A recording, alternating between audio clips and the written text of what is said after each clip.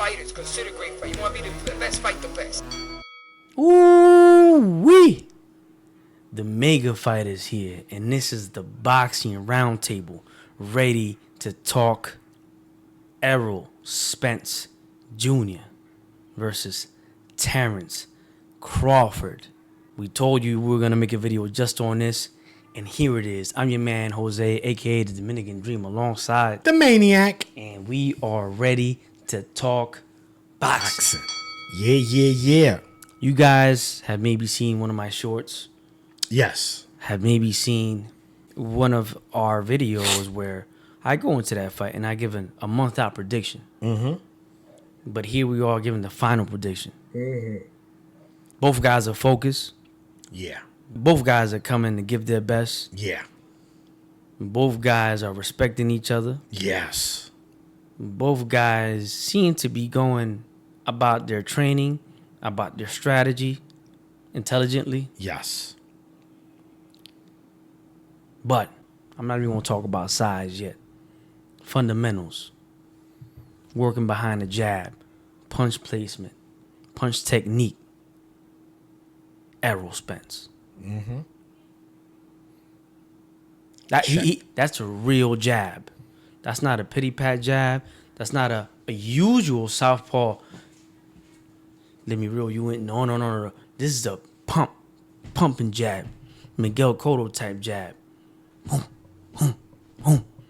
With the shoulder, with the leg.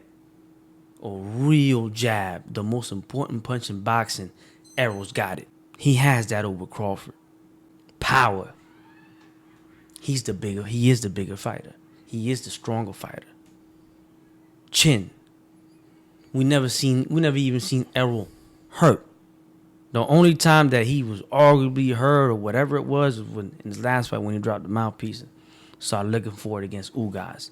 And even then, with a punch he didn't see, he still wasn't. He didn't hit the ground. He didn't go get a knockdown that wasn't called a knockdown, a la Crawford when he fought Velasquez, where he got dropped and they didn't call it a knockdown. Mm-hmm. So he has the chin over Crawford. When we talk about that dog and that heart, they both seem to have it. You got to give both of them that. When it comes to resume. At 147. At 147. And period. Well, I mean, Crawford's undisputed at 140, but let's just keep it at 147. At welterweight, the fight that they're fighting, the weight that they're fighting at. Chris Algieri went to sleep.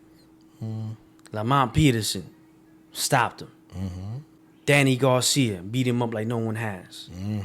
Yordenis Ugas stopped him, no one had. And Sean Porter, close fight.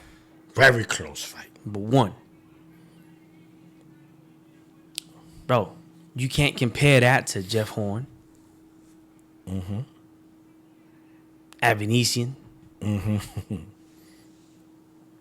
And Jose Benavidez Jr., who is a good fighter, but he only has one leg. He fighting the dude from Peter Pan. He fought the dude from Peter Pan. And Hook.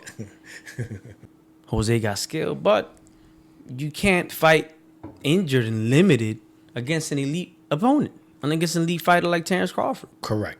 It's just you're not gonna beat him. But Errol has beaten everybody he's beaten, with the exception of Lamont Peterson, who did come from 140 and was towards the end of his career and was still good enough to give him a good fight.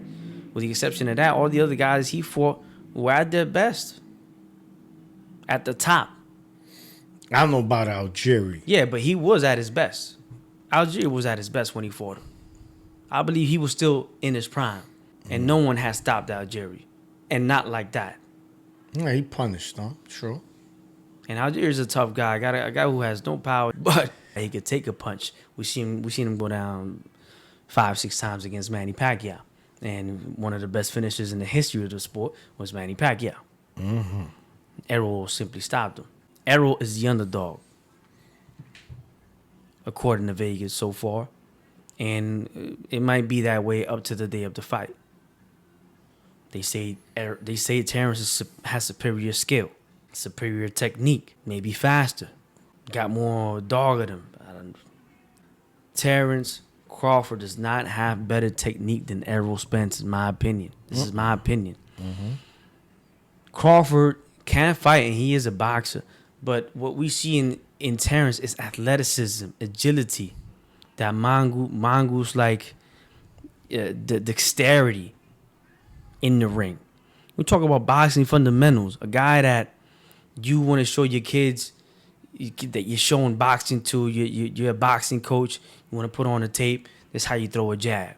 This is how you throw a left hook. This is how you throw a right hook. This is how you throw a shot to the body. You show them Errol Spence. Slow, perfectly placed, strong, distributing your weight correctly behind the punch, going to the body, going to the head, mixing it up, starting everything with a jab, defending on the inside, because he does have defense. Sometimes he discards it because he says, okay, this guy doesn't have enough to hurt me. I'm going to walk him down, and I'm going to take a shot or two, but my shot is bigger than his, and I could take his. Terrence can be more defensive because he doesn't have the strength of an Errol. He has that Cobra strike strength. He has the strength of surprise. That surprise punch, the one you don't see, the quick one. That flash punch that'll put you down and stun you and confuse, and then he'll capitalize on that. Errol could tell you, yo, I'm gonna hit you with a right hook on the left side of your jaw, and you could brace for it. But when you get hit by it, you still won't get hurt. So, in this fight, remember what I'm saying.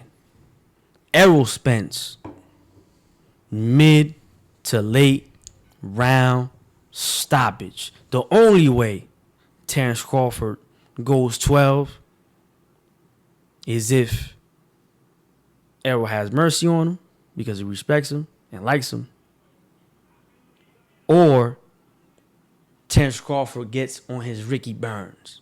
And what do I mean by that? If y'all saw the Terrence Crawford Ricky Burns fight, it was a boring fight by Terrence. He chose to box him, a lot of movement, and he simply outboxed him and beat him. That's the kind of fight that he has to do in order to give Errol real problems, or more problems than we suspect. Crawford ain't no bum. No, of course. Crawford is a very good fighter. He has skill. He has experience. I don't think he has quite the resume. I don't think he has quite the strength or quite the durability. Has it been shown completely? No, because he hasn't been stopped. He hasn't been put down officially. But he did get dropped by Kavalauskas, who is a tough and very strong fighter. We seen him fight with my man, who I hope he gets better in his life and for his health, not even for boxing. Boxing secondary, Virgil Ortiz. Yeah. We seen him give Ortiz work. Yeah. Real work. Touch Ortiz up and hurt him. He's strong. Yeah. But not an elite fighter. No. People want to say, they want to bring up the Sean Porter. He stopped Porter. Errol didn't stop Porter. Porter was winning that fight against Crawford, in my opinion, and that's what he heard. That's what the corner heard, and that's what they told him in the corner. Yo, you down? They saying you down. They saying he up. And Terrence said he up, and he came out, turned it up, dropped Porter. I don't think Porter was seriously hurt. He was more frustrated with the fact that he had gotten knocked down after being squared up. Got dropped again. That was a better knockdown. And then his father, early, perhaps selfishly or perhaps erroneously, stopped the fight. Yeah. Kenny Porter. Respect to him. He did what he had to do. Train his son, train other fighters, train the Olympic team. I think he trained Errol as well before in the past. But he let emotion get the best of him. Yes. Perfect word. You got to let a warrior, a dog like Sean Porter, finish on his shield, man. Because when you get a dog cornered, he might bite. And no one knows what Sean Porter would have been able to do against Terrence Crawford if they would have let the fight continue. Either he would have got stopped or he would have fought to the end and maybe dropped Terrence himself in a dog fight. We don't know. I know what I saw from Sean Porter against Errol Spence. I saw almost an even fight. In my opinion, Errol won because of the knockdown. That's how tough Sean Porter is. Got knocked down, got back up. Yeah. And he made Errol's night real complicated. He even told him in the post-fight, it wasn't as easy as you thought, was it? And Errol, whatever, I won, I still won, blah, blah, blah. Yeah, but you got that work, Errol. Nonetheless, Sean Porter's a great fighter, tough fighter, and a fighter that should have been allowed to continue.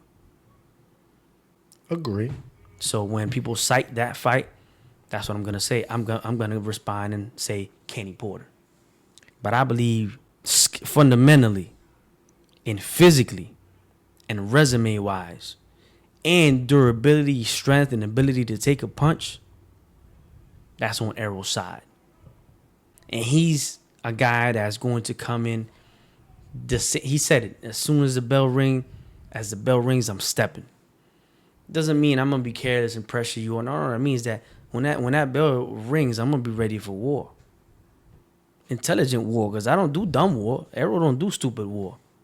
If he gets in the heat of the moment with Ugas, I saw him bulldozing through Ugas at one point. He didn't care what Ugas was throwing back. He was in the zone. Yeah. Crawford starts late. You can't start late in this fight. Errol's gonna beat you with the jab. If nothing happens in the fight and one guy's pumping out a strong jab, guess what? That round is for that fighter. The other round is for that fighter. If you ain't doing nothing, you moving around, you get popped with a heavy jab, you losing rounds. Unless you plan to, for sure, knock out Errol Spence in the later rounds, which in my opinion ain't gonna happen. But he's really giving Crawford a lot of respect, but not enough respect to not try to whoop his ass. Just enough respect to prepare for him properly. Anyway, I'm going to let my man Sean eat. Me, I got Errol Spence. By mid to late round stoppage. I got Errol no matter how it goes down. Okay. Hey, listen. Again, That's what we do here on the Boxing Roundtable. But it's my time to eat, right? This is how I see this fight playing out. First, what's at stake, guys? 4 belts. Unification. We know the heavyweight is the most popular weight division in boxing history. But welterweight has been the toughest division, I want to say, the last 10 to 15 years. And always the most talented. And always the most talented. There you go. In history. To add sprinkles to that. And there's only been one undisputed champion at 147. He goes by the name of Super Sab Judah. That was the 3-belt era, right? 3-belt. Phenomenal fighter, man. This is for 4 belts, guys. 4. 1, 2, 3, 4. And the winner's going to make history. Not only make history, guys, this win for either fighter is going to be talked about for years to come. Years. I'm 41, bro. I'll be 60 years old. Hopefully I get to live to see that age and we'll be talking about this fight.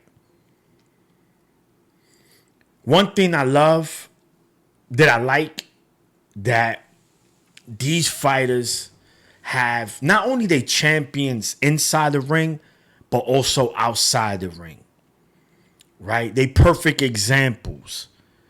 They family men. They treat their team respectfully, and they treating each other respectfully. They try to talk trash, and it was okay, but you know that's not who they are. They don't handle business verbally. They handle it physically. And that's what we like. And that's what we're going to see the 29th. Now let's get into the fight. This fight is not really science like the Inoue Fulton fight. It's not even for debate. The most technically sound fighter is Spence. Spence is People will debate that. Let him. But if you know boxing, it's the truth. He's the most of the both fighters. Crawford is more. He's athletic. There you go. He's an athletic fighter, Agile. right? Very agile. He does everything good. Doesn't do nothing great, with the exception of finishing. Because to me, personally, it could be debated. He's the number one finisher in boxing, right? So, footwork. I believe, not that Spence got bad footwork, but Crawford moves better in the ring, right? Maybe he got faster feet. He's showing more. He moves more. For me, right, the key for Crawford to win this fight is going to be a mix, right? We know that Spence suffered something, guys. And what was that? A major car accident, right? And he hasn't, since that accident, he hasn't been in the ring with a puncher as dangerous as Crawford. Not to say Danny's not a big puncher, because Danny is. But Crawford's a different kind of puncher. And I know from what I've seen that Crawford is a very stubborn fighter. What you mean he's stubborn? Yeah, he don't listen. Right? You a dog? I'm a dog? Then we gonna fight. Nah, Crawford, you don't have to. Nope. He's gonna go in there and try to prove a point at times. Now, this is where I mentioned this to you, where things could go south for him. Because even though Spence is, I believe Spence is the bigger fighter, but we can argue that Crawford is the stronger fighter, right? Again, that could be debated. The thing with Spence is that the reason why I say it could go south for Crawford if he decides to bang is that the fact that Spence is very fundamentally sound and he knows how to attack, right? He's not a one-trick pony. He's gonna attack you up top. He's going to attack you to the shoulders. He's going to attack you to the body. He's going to hit you everywhere. And Spence is not, his power is not the one-hitter quitter. He breaks you down methodically. As the fight goes down, he's hurting you. And it wears on you. And then he gets you out of there. So the question becomes what Crawford is going to do. Because you have mentioned, we know what Spence is going to do. Right? He's going to come. He's going to box. He's going to box. I'm going to try to box your ears off. And if you come into my wheelhouse, I'm going to try to break you. I'm going to try to break you physically and mentally. Crawford, does he say, you know what? Yeah, but wait. Spence is going to box you, pressure you, break you down, destroy you, and stop you. That's a sequence in which... Yeah, but he doesn't methodically. When you say box, he goes about pressuring you and destroying you with boxing technique. Yes, but we're talking about Crawford now. He's going to have to also... To me, when I say we know what Spencer's going to do, he's going to come in and box. He's going to be aggressive. It's going to be... I think he's going to be... He has to be passive aggressive because he doesn't know... When Crawford, because they're going to land on each other, guys. Both fighters will land flush. It's going to happen. None of these fighters are Mayweather. None of these fighters are Pernell Whitaker. That's going to be another key. Who takes whose power better? I don't know. Because at least we seen Crawford hurt against Gamboa. Now, by it, smaller fighter. And Gamboa was cooking him. I will never debate that. But he stopped him nonetheless. We've never seen Spence hurt. And is this the fight that it happens? Question mark. And if it does happen, because of all his fights, this is the one that it might happen. How does he react? Right? Crawford's been dropped. He's been stunned more than Spence has in his career. And Crawford, every time, he answers the call like a champion. Well, he stops you. He never been dropped officially. Yeah. But he's been wobbled. Yeah, he's been hurt. Been fighting. So this is what I'm saying. So basically, when you look at them, the adversity part, I think Crawford has faced more adversity than Spence has. Facing adversity when you're hurt. What do you do in that you in that oh shit, I'm hurt. What is he gonna do now? He's facing adversity. That's what I'm talking about. Not based on who he's fought. I seen Crawford wobble, boom, he come back, boom. We seen Crawford down late in the fight to a Sean Porter and stop him. Right? Is that gonna be enough to beat someone like Spence? I don't know. I think the fighter that's most equipped for this fight is Spence. But man, it's just something here that keeps pulling me to Crawford. I don't know why. I'm rooting for Spence. Let's be clear. My opinion on who wins this fight doesn't matter. I know come July 29th, I'm going to have my Errol Spence sippy cup with Hennessy in there, my flip-flops. I'm all Team Spence. And I want him. I hope he punishes Crawford. I'm going to be honest. But based on what I've seen, based on what I'm feeling, you understand? But with that being said, because I don't want to keep going in circles, this might be a controversial win. I think it's going to be a close fight.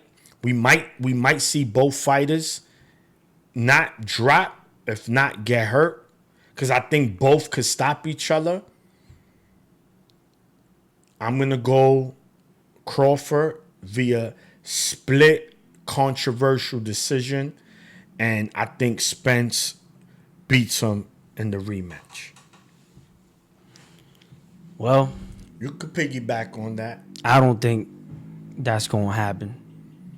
And if it goes to a close decision, I think Errol's going to get the nod. And this is why. Boxing is boxing. And anyone who's watching this channel is probably a diehard boxing fan. You know there's politics involved. The PBC fighter for the longest time has been Errol Spence. Errol Spence has been Heyman from the rip. Heyman got his back before anybody. If anybody gets favoritism, if anybody gets a nod over the other in a close fight, it's going to be Errol Spence. He ain't going to let this dude who's independent or whoever he's with in Terrence Crawford come to Las Vegas and fight a close fight and get a wide decision over Errol. That's just not going to happen. No, I don't think nobody wins widely in this fight. Or even get a close decision over Errol, because Heyman got his fighters back, man. He just does. Just like Bob Arum has, helps his fighters out. Just like Eddie Hearn has his fighters covered. The in-house fighter is always going to get the favoritism. And I think Errol, this is the thing, in my opinion, Errol don't need that. He don't need that. In my opinion, this don't got to go to the judges, man. Listen, I know that I've watched these fighters very closely. I remember when Errol his debut. It was him. It was Jamal Herring. It was that whole Olympic team. That whole Terrell Goucher. I believe Wilder was there. It was all of them. That was a phenomenal Olympic team. And somebody on Twitter was like, yo, I like that kid Errol. Check him out, Maniac. So when I was on Twitter, hey, look, all right. But I said, you know what? My saying is, I'll give you the benefit of the doubt.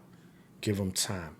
And I became a fan. And I'm a huge fan of Errol. But I'm a dude that I've learned not to let my emotions get the best of me when it comes to boxing. Right? And even when it comes to comments, people could say reckless stuff. Normally, I used to go back and forth for hours with people. That's not me anymore. Again, July 29th, is the night where I will be rooting for Errol. It's just my opinion. Again, that's the beauty about this. We all have one. And we'll see, man. Anyway, Yeah. I got Errol Spence by mid to late round stoppage, or however it goes. And my man here, I have Crawford via split decision with a possible controversial split decision. We shall see. that was the Errol Spence Jr. versus Terrence Crawford final prediction and breakdown. Subscribe, like, and share. You already know the Boxing Roundtable. One.